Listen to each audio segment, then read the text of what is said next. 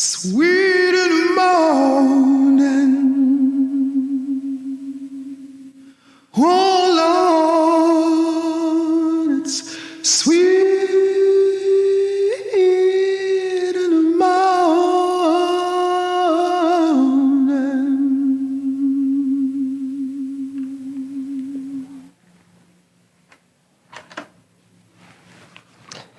This is an interview with Reverend Jerry Green for the Oral History Project of the Birmingham Civil Rights Institute. I'm Dr. Horace Huntley. Today is April 20, 1995, and we're at Miles College. Thank you, Reverend Green, for coming out and sitting with us today to tell us about this history.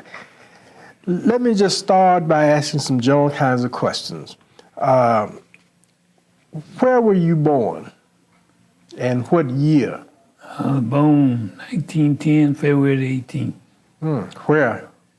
I had a place called Woodlawn, but the place was Groveland, you know. Okay, so that's Birmingham, in effect. Birmingham. Okay. How many brothers and sisters do you have?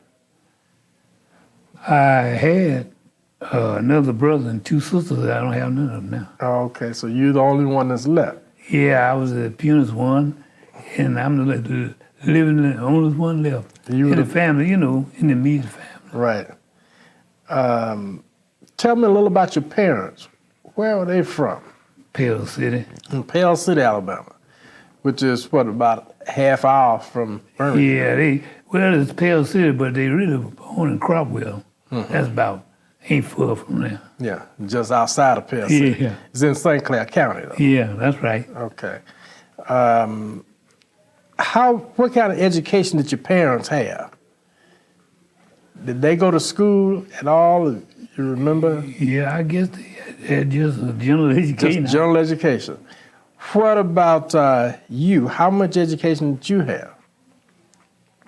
I finished high school. Okay.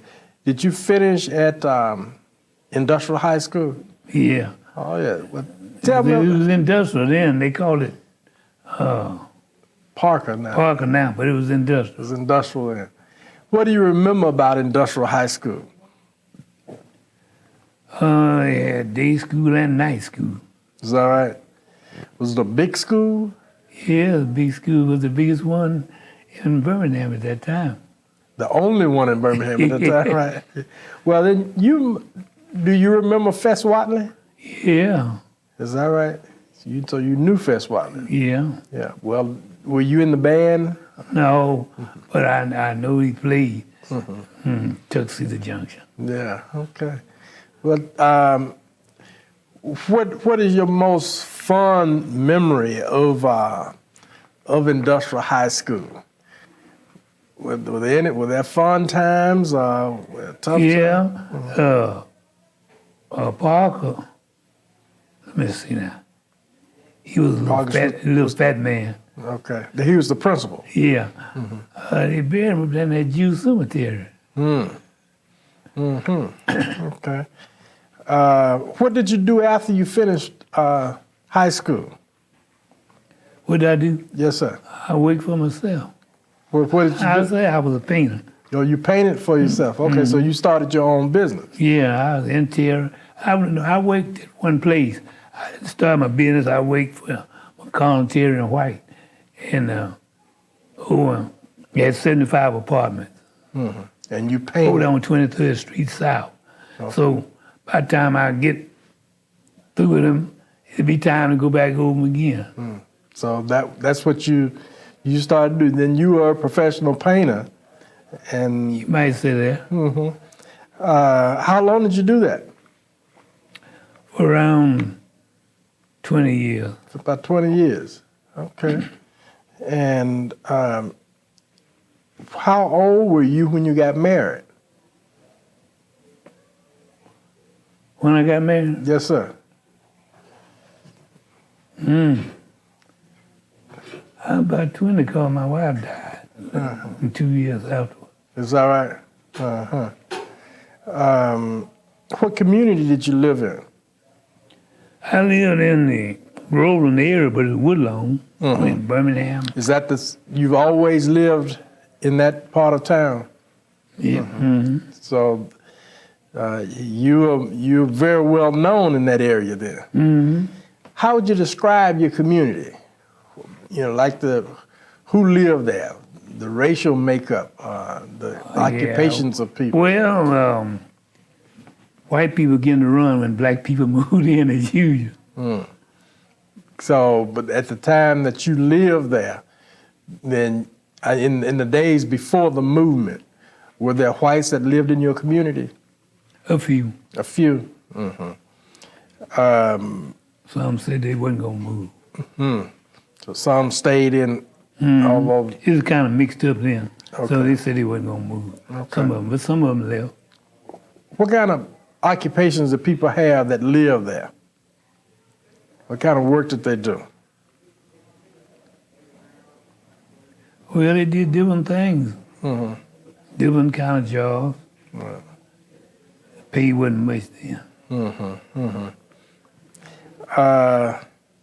What was your community's relationship to the Birmingham Police Department? How did the community get along with the police department? With the police?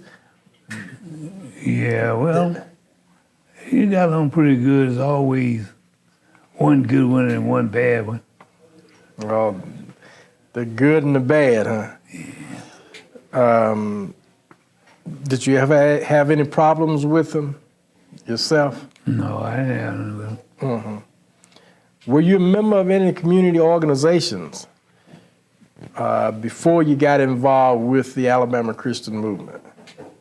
What about the NAACP? Yeah, well, I was in it, but they banned it. That's when Fred organized the Alabama Christian Movement, human rights, because they couldn't come in the church.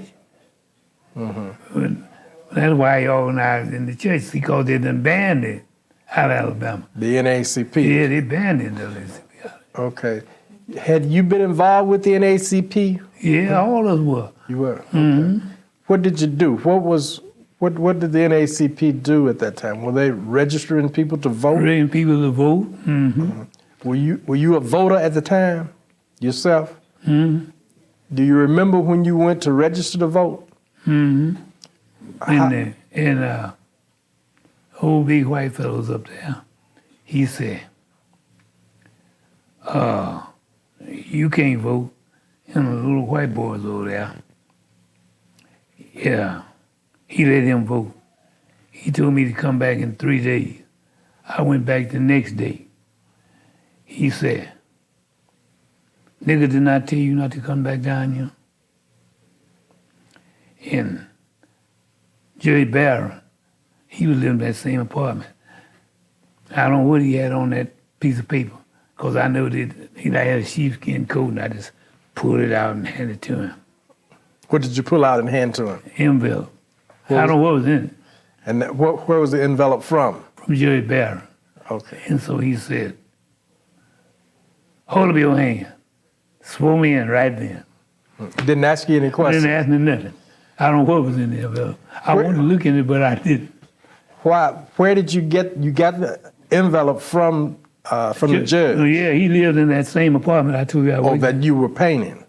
And he gave you a letter to I give told him to what the... happened. Oh, I see. That evening I met him and I told him what happened. And he said, come to my apartment in a few minutes. I went down a few minutes and I had a big sheepskin coat and he just gave me an envelope. It was sealed up. So evidently the letter said that you must have been a reputable citizen. The letter said, let this nigga vote up. I don't know. Okay. But anyway, yeah, he threw me in. Were you alone that day? Did anybody go with you? Nobody went with you. So you were voting after that then? Yeah. You were a registered voter? Yeah, he said, you know some big people in this town, don't you? I sure do.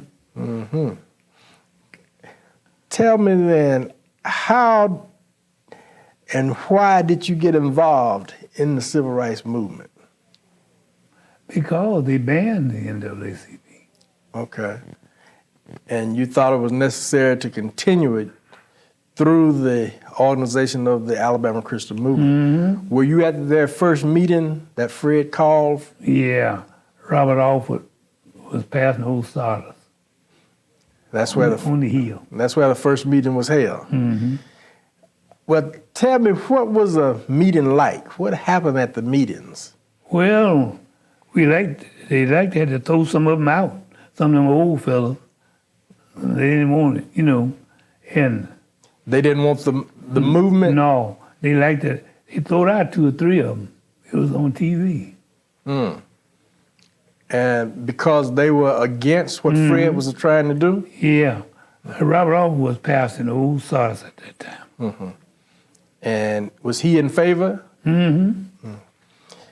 But there were some there that simply were not in favor of the movement getting started. Yeah, some, but the majority was in favor. Mm-hmm. What was your role? What was your role in the movement? Were you one of those men who helped to guard the houses? Yeah, I guarded the house, Sugarwell House, and Piper's house, Reverend Piper. Mm-hmm. Tell me, how did that get started, the guarding of the houses? Well, they had to have somebody to guard them because they were talking about bumming them. And they did bum, you know, and knocked that window out. So folks crossed the sea center window over here.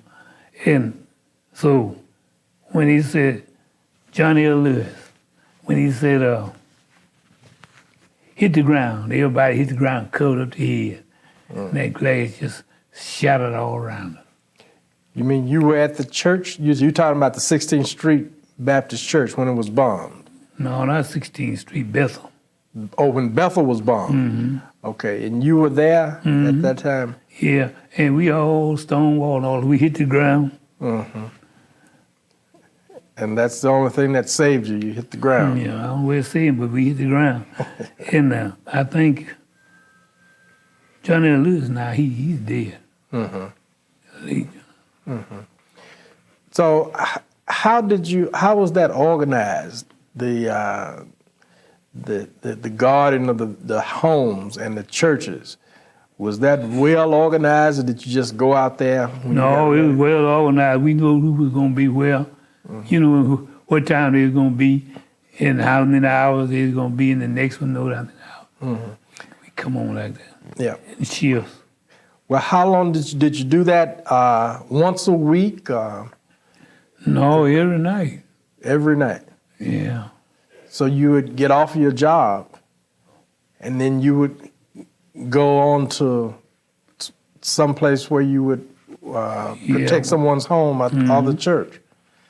Who were some of the other men that were involved with that effort? Who was in? Who were some of the other men? You know any of the other men that were helping you to do that? Yeah, there's some women too. Some women? Yeah, Miss, what's that lady's name? There's some women too. Mm-hmm. Women helped to guard the homes? Is that right? Well, were you armed? Shorty was a trick. Were we on? No. You were not armed, didn't have guns. You just sitting and watching. Mm-hmm. Okay. Tell me a little about Mr. Shortridge. What was his responsibility? Shorty was a treasure. And them women used to go home with him, guard him home.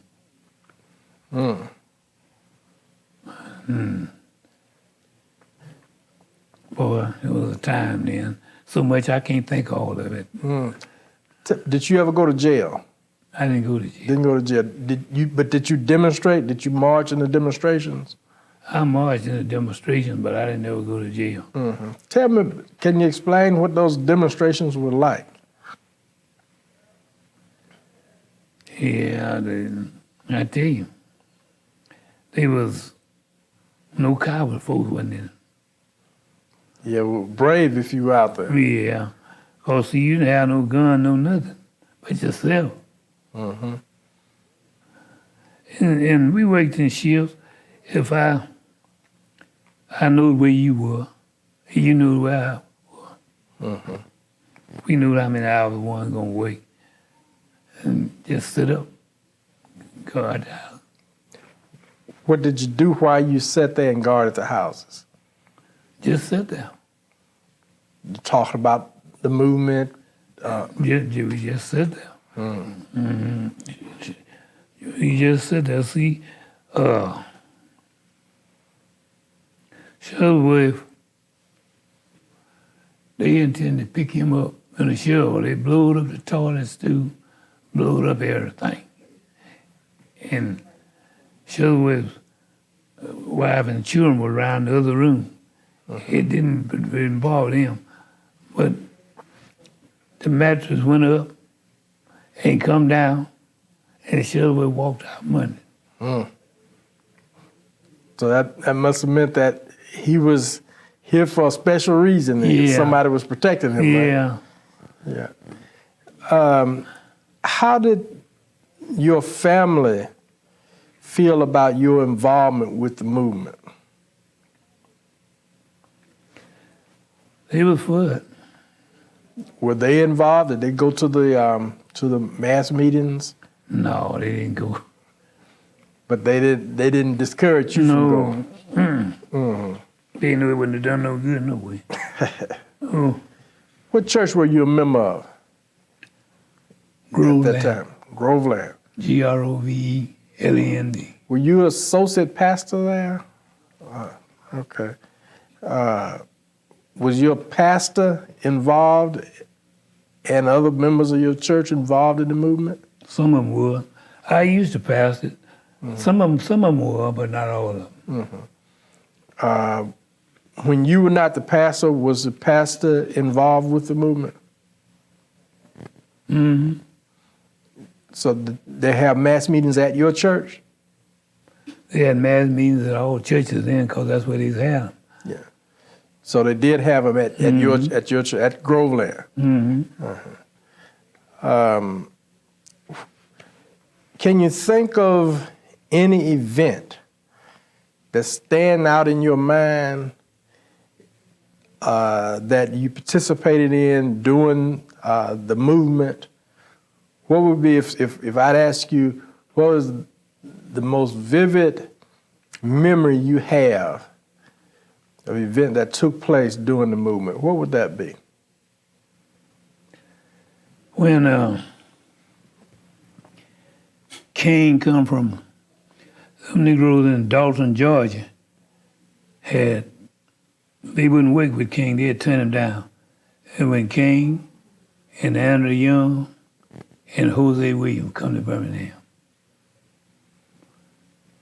and Miss King, they were walking arm in arm, marching to Birmingham. And that's what you remember most about the struggle. Yeah, Miss King, she was shot. She was playing the organ and shot. And Daddy King, he was shot. So they said, a boy said he could have killed him, but he said, Daddy wouldn't want you to do that. This is when Mrs. King, Dr. King's mother was shot. That's what you're referring to.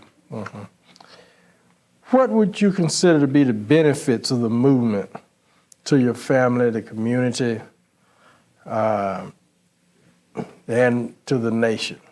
How did the movement benefit all of us? Well, it benefited by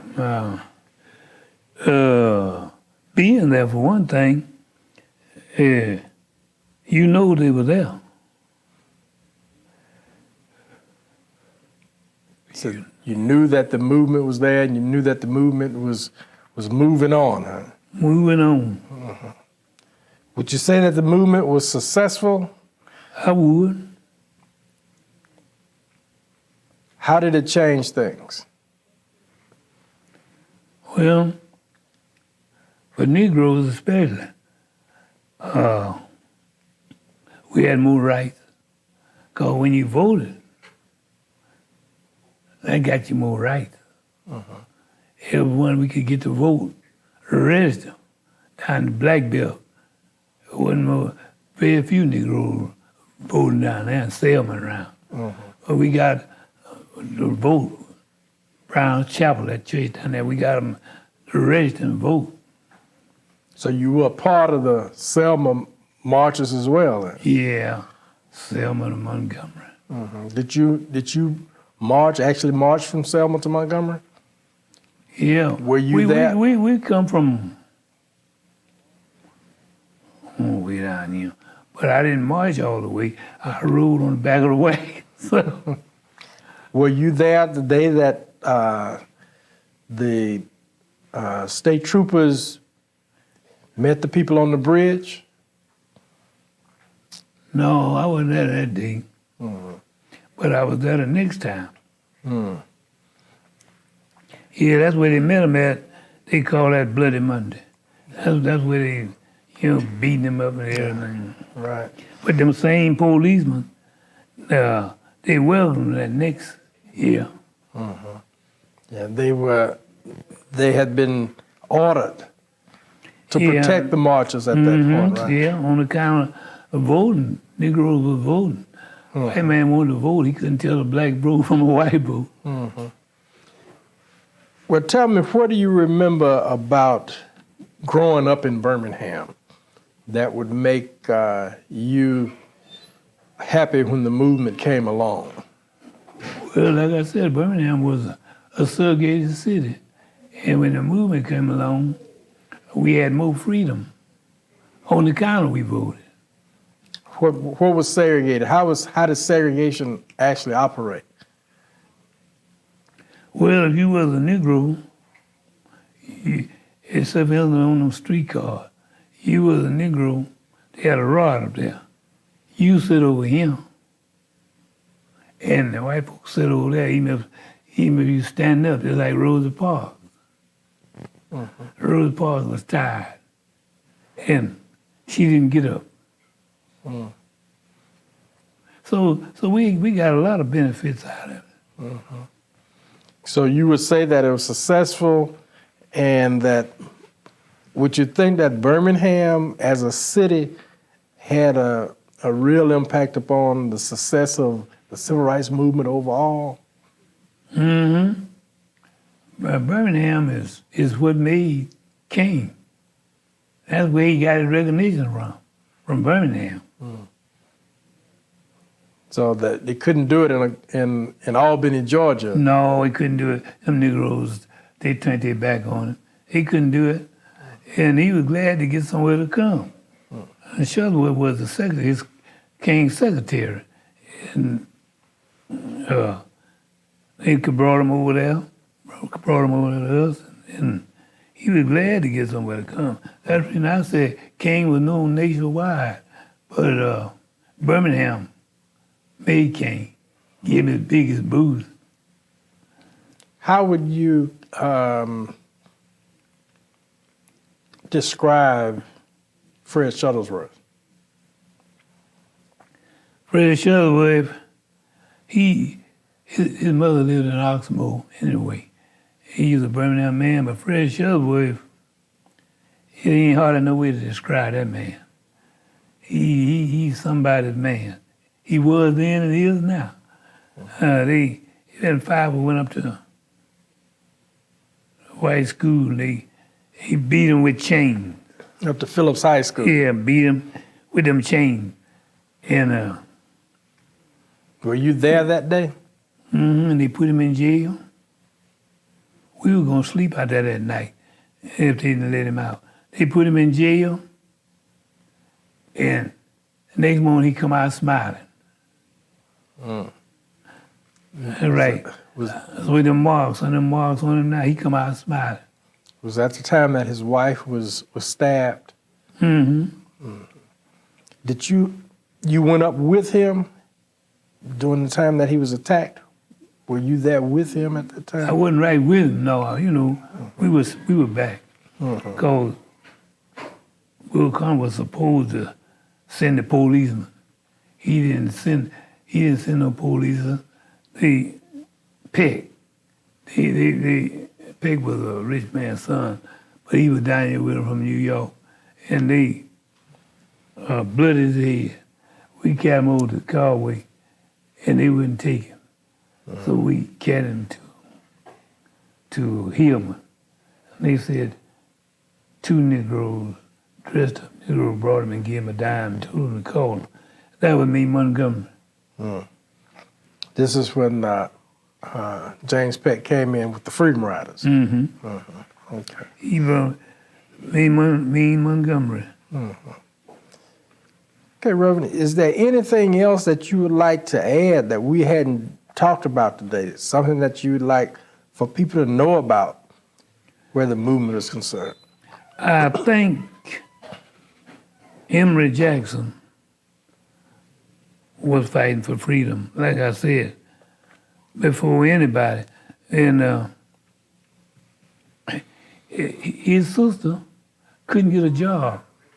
You know, she had to go to Florida. She couldn't get a teaching job, on account of that. And so his mama said she was going to give them something they couldn't take in education. So, like I said, Jackson really was fighting before anybody. And Fred would tell him where we were going to meet, because we meet from church to church. And Jackson would put in his paper where we were going to meet at every week, what time and where we were going to meet. And then he'd go up there and carry one and get a Bull Corner every Monday. Bull Corner had some pimps there, and we know it, so they wouldn't have to tell him. So you tell him to say so you wouldn't have to worry about getting it from the pimps. Well, I want to thank you for coming out and sitting with us to tell us about what happened during the movement and how Birmingham influenced the movement. And it's obvious that you have a lot of information about Fred Shuttlesworth and others.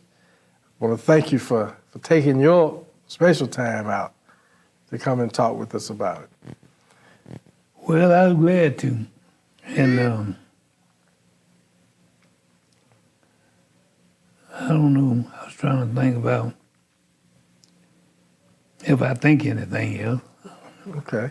I will. Okay, if you think of anything else, we'll be glad to come out and sit with you again. But again, I appreciate you taking your time out.